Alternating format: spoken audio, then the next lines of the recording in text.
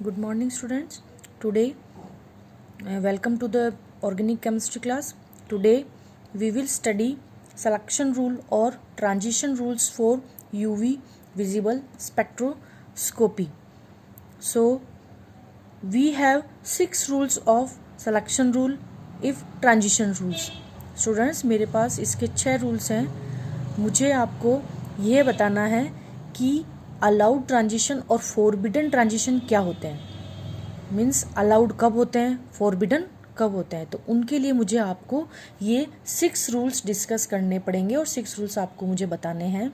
So interesting भी है students और इम्पोर्टेंट भी है. और ये सिर्फ इस क्लास के नहीं है, ये कि आपके सिलेबस से रिलेटेड है. आपके सिलेबस में तो ओनली फॉरबिडन और अलाउड ट्रांजिशंस है, लेकिन नेक्स्ट आगे आपके थर्ड ईयर में भी सिलेक्शन रूल या फिर आपके थर्ड ईयर में भी एनएमआर स्पेक्ट्रोस्कोपी है. इससे आगे रिलेटेड कंपटीशन एग्जाम्स में अगर आप बैठते हैं तो उसमें भी इसके जो है ये क्वेश्चंस जरूर आते हैं. तो इसलिए मैं आपको डिटेल से 6 रूल्स बताऊंगी कि अलाउड ट्रांजिशन और फॉरबिडन ट्रांजिशंस किस तरीके से होते हैं. सो नंबर 1 इज, मैं आपको बोर थ्योरी से स्टार्ट करती हूँ कि किस ट्रांजिशन होता क्या है एक्चुअली.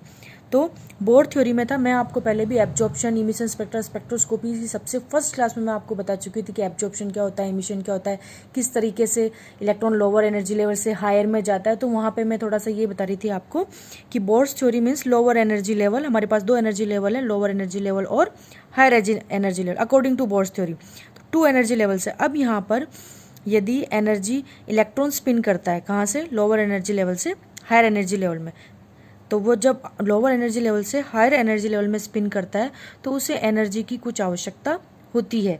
मीन्स एच न्यू, चाहे वो रेडिएशन के फॉर्म में हो, चाहे वो आपके लाइट के फॉर्म में हो, तो वो कुछ भी एनर्जी को एब्जॉर्व करके, अवशोषण करके हायर एनर्जी लेवल में जाता है. तो यहाँ पर डेल्टा न्यू जो है वो एनर्जी डिफरेंस किसके बीच में, लोअर एनर्जी लेवल और हायर एनर्जी लेवल का जो एनर्जी डिफरेंस है उसे मैंने डेल्टा न्यू से डिनोट किया है. तो एनर्जी को एब्जॉर्व करके, यानी कि एनर्जी को एब्जॉर्व करके इलेक्ट्रॉन लोअर एनर्जी लेवल से हायर एनर्जी लेवल में जा सकता है या नहीं जा सकता है. मीन्स इलेक्ट्रॉनिक ट्रांजिशन हो सकता है या नहीं हो सकता है. अगर वह लोअर एनर्जी लेवल से हायर एनर्जी लेवल में इलेक्ट्रॉनिक ट्रांजिशन हो जाता है तो उसे हम कहेंगे अलाउड ट्रांजिशन, और अगर नहीं होता है तो उसे हम कहेंगे फॉरबिडन ट्रांजिशन. तो यहाँ पर ट्रांजिशन जो ये हो रहा है वो किस टाइप का होगा, कितनी तरीके से ट्रांजिशन पॉसिबल होगा लोअर से हायर एनर्जी लेवल में, तो वो जो डिसाइड करेगा वो करेगा सिलेक्शन रूल. ये था सिंपल कि अलाउड ट्रांजिशन या फॉरबिडन ट्रांजिशन किसे कहते हैं. आपके तो ओनली सिलेबस में इतना ही कि अलाउड ट्रांजिशन, फॉरबिडन ट्रांजिशन, लेकिन कम्पिटिटिव एग्जाम्स में या आगे क्लासेस में स्टडी के लिए आपको ये जरूरी है, इसकी पूरी डिटेल से आप इसे जानें. तो ट्रांजिशन किस तरीके से होगा या नहीं होगा वो डिसाइड करेगा selection rule. So now we discuss selection rule number 1. So first rule is delta n equals to anything. Delta n equals to anything means electronic transitions. Students यहाँ पे हमारे पास न्यूक्लियस और ये एनर्जी लेवल है 1 2 3 4 5. ये energy level से यहाँ से, अब ये एनर्जी लेवल में जो ट्रांजिशन है 1 से 2 में, 1 से 3 में, 1 से 4 में, 1 से 5 में हो सक रहा है या नहीं हो सक रहा है. तो ये डिसाइड करेगा आपके अलाउड ट्रांजिशन है या अलाउड ट्रांजिशन नहीं है. तो rule is first is delta n equals to anything. Means किसी भी एनर्जी लेवल में ट्रांजिशन हो सकता है. तो किस में, +-1, +-2 एंड +-3. मीन्स कंडीशन कौन सी होनी चाहिए, हो सकता है, लेकिन +-1 मीन्स 1 से 2 में, 2 से 1 में, 1 से 2 में, 2 से 1 में. +-2 मतलब 1 से 3 में, 3 से 1 में, 2 से 4 में, 4 से 2 में, 1 से 3 में, 3 से वापस 1 में, 2 से 4 से, 4 से वापस 2 में, +-2, +-3 एंड सो ऑन. तो ये सारे ट्रांजिशंस जो होंगे, अगर ये कंडीशन है तो वो ट्रांजिशन हमारा कहलाएगा अलाउड ट्रांजिशन. समझ में आया students. So next rule is transition of orbitals. यहाँ पे ये एनर्जी लेवल थे जो मैंने आपको पिछले बताया था. ऑर्बिटल्स के बारे में सभी जानते हैं. ऑर्बिटल्स S, P, D और F होते हैं ऑर्बिटल्स.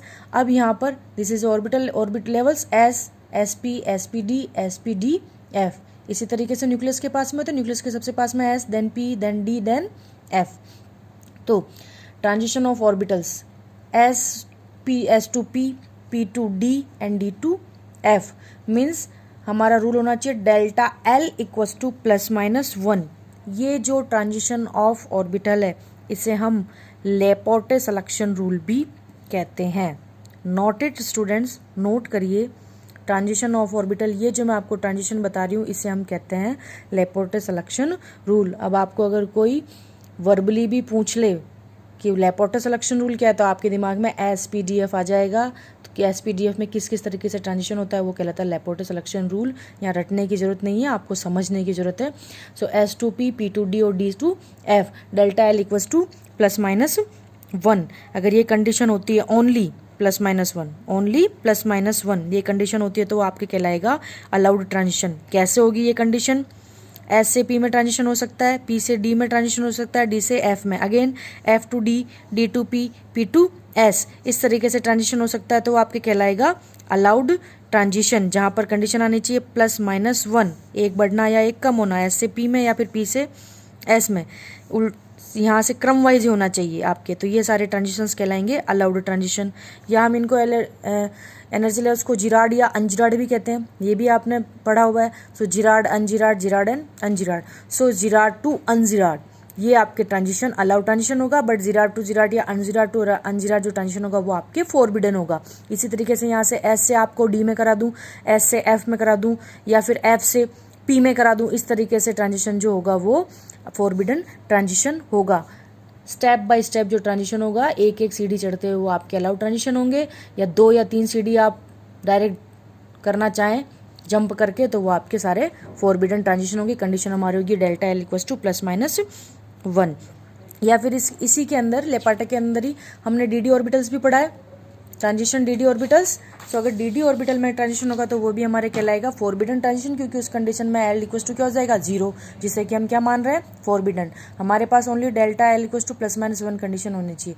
या फिर F से F ट्रांजिशन होगा तो वो भी हमारे कहलाएगा forbidden transition, only is delta L equals to plus minus 1। तो आपके हो जाएगा वो कौन सा transition? Allowed transition. So now third is spin selection rule. Spin selection rule की जो शर्त है वो है delta S equals to 0 only. यहाँ पे डेल्टा S इक्वल्स टू 0 होना चाहिए। स्पिन सिलेक्शन रूल का मतलब यहाँ पे आपकी ऑर्बिटल्स हैं T2G EG, T2G EG, okay. D orbitals में हम जो ट्रांजिशंस कराते हैं उन्हें T2G EG कहते हैं। तो यहाँ पे ये T2G ऑर्बिटल इसे हम कहेंगे EG ऑर्बिटल। तो यहाँ पर अगर ये स्पिन यहाँ से ट्रांजिशन हो रहा है EG में तो स्पिन चेंज हुई है? नहीं है। यहाँ पर इलेक्ट्रॉन की स्पिन क्या हो गई? चेंज हो गई। स्पिन चेंज नहीं होनी चाहिए तो वो आपके कहलाएगा अलाउड ट्रांजिशन। अगर स्पिन चेंज हो जाती है तो वो फोरबिडन ट्रांजिशन कहलाएगा। तो स्पिन मल्टीप्लिसिटी के रूल के अकॉर्डिंग 2s+1 LJ, यहाँ पर स्पिन चेंज अगर हो जाती है तो फोरबिडन ट्रांजिशन हो जाता है। तो spin multiplicity is 2s+1 LJ, ये टर्म सिंबल निकालने का फॉर्मूला है। टर्म सिंबल निकालने का फॉर्मूला है, हमें यहाँ तक तो पता ही होना चाहिए। नेक्स्ट टर्म सिंबल अगर है तो टर्म सिंबल आपके जैसे 3s से 3p में क्या ट्रांजिशन हो सकता है? मीन्स S से S में हो सकता है, D से D में।